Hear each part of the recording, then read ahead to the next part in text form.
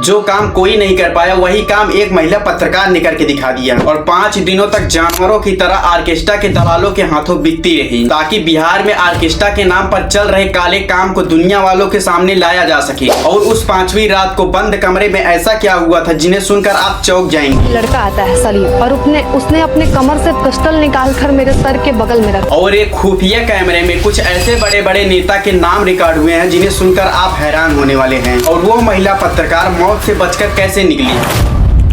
हाँ जी दोस्तों, क्या हालचाल। सब चंगासी। आज मीडिया हाउस के बड़े बड़े न्यूज रिपोर्टर जो काम नहीं कर पाए वही काम दैनिक भास्कर की रिपोर्टर महिमा सिंह ने करके दिखा दिया। और आज उन्हें देश के सभी लोगों को दिल से सैल्यूट करना चाहिए। सबसे पहले आप ये समझो कि महिमा सिंह ने इस ऑर्केस्ट्रा के नरक में कैसे एंट्री लेती हैं। नेपाल और बिहार के बॉर्डर पर और खासकर सिवानगढ़ जिले में पता चला कि बच्चियों की तस्करी की जा रही है। और इस बात की जड़ तक जाने के लिए दैनिक भास्कर की रिपोर्टर महिमा सिंह ने एक गरीब लड़की का भेष बनाया और इस ऑर्केस्ट्रा ग्रुप में एंट्री लेती हैं। उनके साथ अंडर कवर बनकर सिवान पहुंची तो सबसे पहले मैं दीपक ऑर्केस्ट्रा में गई। एक लोकल एजेंट ने मेरी वहां पर एंट्री करवाई और ग्रुप में एंट्री करने के बाद ये पता चला उस ऑर्केस्ट्रा ग्रुप में बच्चियों को सिर्फ नचाया ही नहीं जा रहा था बल्कि उनके साथ जानवरों की तरह व्यवहार किया जा रहा था। और महिमा ने ये खुद अपनी आंखों से देखा कि उन बच्चियों को भूखा रखा जा रहा था। अब महिमा को वहाँ पर पल पल काटना मुश्किल पड़ रहा था, लेकिन फिर भी उस महिला ने हिम्मत नहीं हारी क्योंकि उन्हें इस ग्रुप के जड़ तक पहुंचना बहुत जरूरी था। इतना ही नहीं, महिमा को ह्यूमन ट्रैफिकिंग के बाजार में बेचा गया। ह्यूमन ट्रैफिकिंग का मतलब लोगों को खरीदना और बेचना। फिर महिमा को दूसरे ऑर्केस्ट्रा ग्रुप में बेच दिया जाता है और फिर उनका सौदा तीसरे ग्रुप के हाथों हुआ। प्रोग्राम खत्म होने के बाद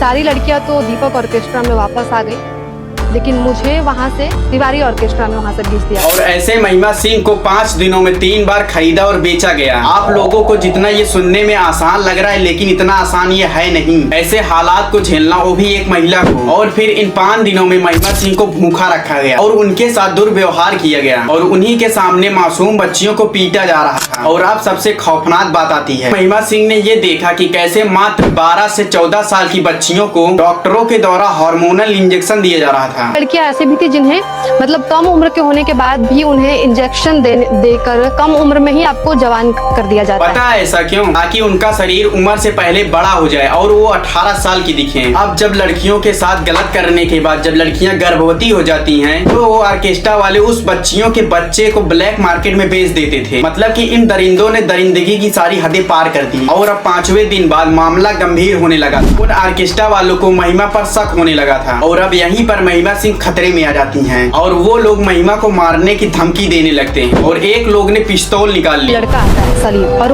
उसने अपने कमर से पिस्टल निकालकर मेरे सर के बगल में। लेकिन महिमा सिंह हिम्मत दिखाते हुए और अपना खुफिया कैमरा और रिकॉर्डिंग को खतरे से बाहर लेकर आती हैं। लेकिन आप लोग ये सोच रहे होंगे कि महिमा बाहर कैसे आई। जब उन दलालों को महिमा पर शक होने लगा तो महिमा ने तबीयत खराब होने का बहाना किया और अपनी टीम को मैसेज भेज देती हैं जिससे उनकी टीम उनकी जान बचा ले।